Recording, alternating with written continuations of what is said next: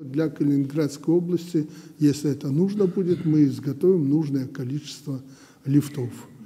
Ну, я уже не говорю о продуктах питания. Конечно, уровень развития Беларуси очень приличный в этом отношении. И это опять связано с тем, что все-таки вы в Советском Союзе были таким портовым регионом. У вас очень серьезно была развита оборонка, особенно поддержание на высоком уровне, так же, как и в Беларуси.